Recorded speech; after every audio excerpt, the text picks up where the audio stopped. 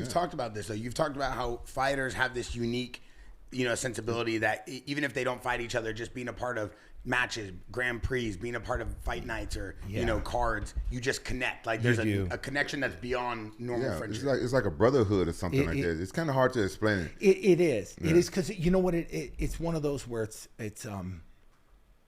there's connection. It's just a connection because it's a shared experience, right? Like I know what it's like to fucking go through a training camp, and like literally be at just exhaustion, and you still have to get up and do the same thing tomorrow. It's crazy because 10 minutes ago we were with Coach Perillo. They probably haven't seen each other in 20 years, and they were talking about a story with the McCullough brothers. And I'm like, I didn't even know you knew the McCullough brothers. And Perillo's like, I haven't seen you in 20 years, Mark. How you doing? And they just hit 10 seconds. They start talking about this story. I'm like, guys, haven't seen each other in 20 years, and you already remember the stories. What was the story? What was going on? They were just nuts. They were, they would fight anybody. Really? Yeah. They were the original Diaz brothers. Wow. Like the Diaz boys together, they'd take on anybody. Yeah. And the McCulloughs were the same way.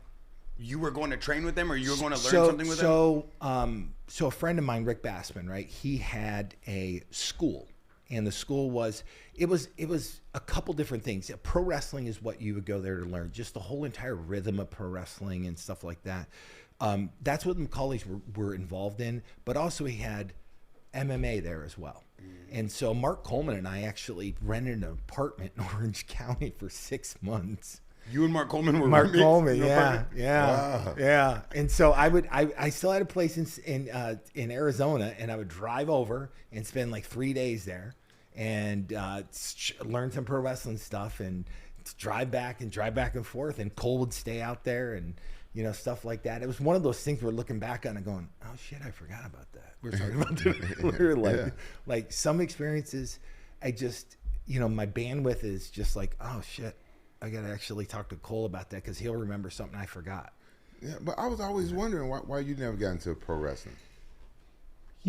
Part of, like, I actually had a conversation in Arizona with Shane McMahon and JR, who used to do I don't know if he's still alive or not, but it's just... JR, he's the guy that used to wear that cowboy hat? Yeah.